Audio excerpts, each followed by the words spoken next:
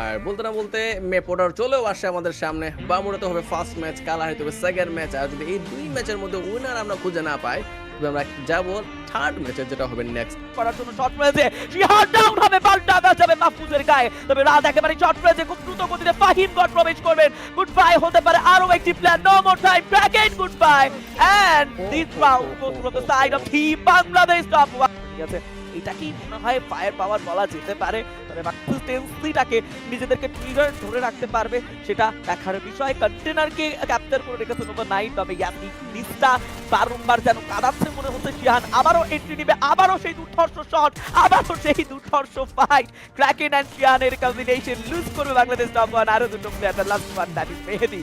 And what do you think? ভাই magical কিছু কিনা? ওয়াও, লেটস সি মেহেদি কতটা নিজেকে সেভ করতে সক্ষম হয়। বাট ফায়ার পাওয়ারের দিক দিয়ে অনেক বেশি পিছিয়ে, প্রপারলি ইউজ করতে চাই। প্রত্যেকটা ফাইট যে ক্লোজ রেঞ্জে হবে তেমনটা কিন্তু না, সেজন্য তাদেরকে ভেতরেই থাকা লাগবে বা ওই ফাইটটাকে ওই রকম ভাবেই নিজেদের জন্য ম্যানেজ করা লাগবে, যাতে সবগুলো ফাইট ক্লোজ রেঞ্জে হয়। বলতে না বলতে তিনজন মেম্বারকে হারিয়েছে।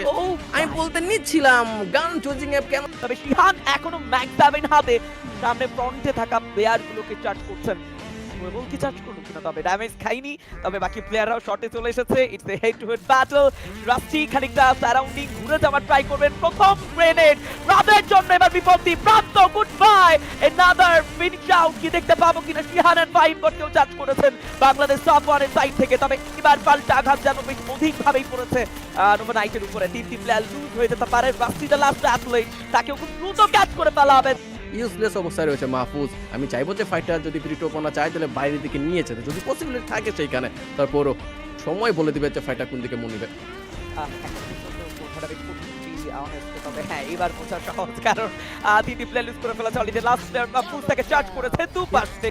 অলরেডি হয়তো প্রান্ত সেটা লক্ষ্য করেছেন। ইগনিসটা আবারও প্রান্তর গায়ে কানেক্ট হবেন। শটে প্লেয়ার, দুটো প্লেয়ার একা, প্রান্ত ম্যানেজ করবে দুটো প্লেয়ারকে।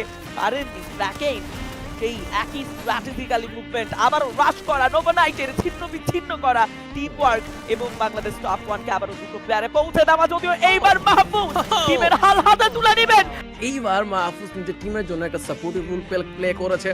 এবার শট রয়েছে, হঠাৎ করেই যেন ফাইটে জড়িয়ে গেছে তার টিম লাইন আপকে নিয়ে। সামনেই থাকছে, ফ্রন্টেই থাকছে বাংলাদেশ টপ 1, তাদের পুরো লাইন আপ। তবে এবার শট থেকেই ফাহিম গডের সাথে শিহানও যুক্ত হবেন। সেখানে খানিকটা ড্যামেজ কানেক্ট হবেন ফাহিম গডের কাছে। এখন পর্যন্ত জোনের প্রেসারটাই বাংলাদেশ টপ 1 কে সব থেকে বেশি কাঁদাবে। এবং লং যে সাপোর্টার, এটার কমতি এই টিমের মধ্যে রয়েছে। রুল প্লেয়ার একটা অভাব আমার মনে হয়।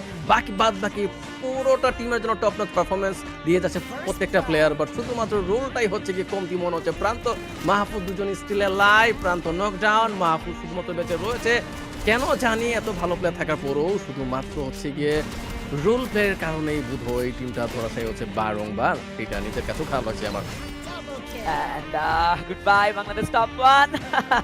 পারবো যে আজকের এই ম্যাচ যাচ্ছে তো যাচ্ছে কার কাছে। কেন হচ্ছে পিছনে শিহানকে নকডাউন করার সক্ষম হয়েছে মাহফুজ, সেইখানে নিজেও নকডাউন হয়েছে। রাতকে দেখতে পাচ্ছি টিমের জন্য চার্জ করতে পারে। গ্যানেট হামলা ছিল বোধ হয়, সেখানে নিজেও নকডাউন। টপ মেহেদি ভার্সেস ক্র্যাকেনকে নকডাউন করার সক্ষম হয়েছে। শুধুমাত্র মেহেদি স্টিল লাইভ এন্ড মেহেদিকেও বিদায় নিতে হলো। তাদের কাছেও সুযোগ রয়েছে, যদি এইবার শিহানকে অনেকটাই ড্যামেজ দিয়ে দিয়েছেন। আবার গ্রাউন্ডে বেনিফিট দিতে চায়, সুযোগ বুঝেই রাত বল পেয়েছে যে দ্রুত যাও, রাশ করো। এবং গোছালো একটা খেলা খেলছে। এন্ড খেলা হচ্ছে কি মোটামুটি ফ্রেশ হয়ে গেছে বলা চলে। জোনের ড্যামেজ তাদেরকে খাওয়া লাগবে যদি গেট কিপিং এর কাজ করে টোকন কোনো প্লেয়ারকে ভিতরে ঢুকতে না দেয়। এজ এ পজিশন ওয়াইজ তাদের টিমটার পজিশন সবচেয়ে বেটার। বলতে না বলতে শিহানের কিটা লুফে নিতে সক্ষম হয়েছে। রাস্তি যেখানে রয়েছে সেখানে আর বেশিক্ষণ সার্ভাইভ করা সম্ভবই না। মাথা উপরে তুললেই ড্যামেজ খাওয়ার কথা। বলতে না বলতে ড্যামেজ অলরেডি চলে গিয়েছে। রাস্তির জন্য বিদায় মুহূর্ত অপেক্ষায় রয়েছে এখন। তিনটি প্লেয়ার এসেছে, ইগনিসটা যাবেন। এবার শট রয়েছে, আবার ফাহিম গড জাজ করবেন প্রথমেই প্রান্তকে। একই পাল্টা রিভেঞ্জ নোভা নাইটের উপর থেকে নিতে চায় বাংলাদেশ টপ 1 1v2 ব্যাটল। আর রাস্টি শিহান ঘিরে ফেলতে পারে মাহফুজকে। তবে Mahfuz, this is Mahfuz, and নিজেকে প্রমাণ করে, নিজের টিমকে প্রমাণ করে তিনি আজকের দিনে প্রমাণ করেছেন প্রথম রাউন্ডটিতে, এবং এবারও প্রমাণ করছেন। রাইট নাও 1v2 এই সিনারিওটা বাংলাদেশ টপ 1 এর সাইডেই যাবে বলে মনে হচ্ছে। ভাই, তবে রাস্তি Yep. এই প্লেয়ারটিকে ভরসা করা যায় না কিন্তু, কারণ প্লেয়ারটি যথেষ্ট চমৎকার। একসাথে খেলার স্ট্র্যাটেজি দেখিয়েছিল, বাট এইবার একটু অন্য স্ট্র্যাটেজি বলতে বলতে একজনকে ডাউন করতে সক্ষম হয়েছে। 1v1 সিনারিও, এইটার জন্য রাষ্ট্রীয় অপেক্ষায় ছিল। গ্লোবালের ব্যবহার দ্রুত বেগে যায়। রাতকে আরেকটা শুট দেওয়ার আগে আমার তার সবাই অপেক্ষায় ছিল। ভালো একটা মোমেন্টাম ক্রিয়েট করতে পেরেছিল BD top one, but somehow মেহেদিকে হারানোর পরে ছন্দ বোধহয় মিলানোটা কঠিন হয়ে যাবে বিডি টপ ওয়ানের জন্য। এনকেরা রয়েছে মেন পাওয়ারের দিক দিয়ে এগিয়ে 4 vs 3 সিনারিও। এখন গেট কিপিং এর কাজ করছে এনকেরা, যেখানে বিডি টপ ওয়ান স্টার্টিং এ ফিল হচ্ছিল তারা গেট কিপিংটা করবে, বাট সামহাও সেটা এখন আর হচ্ছে না। বাট পজিশন ওয়াইজ এখনো ফিল হচ্ছে বিডি টপ ওয়ান ভালো পজিশনে রয়েছে।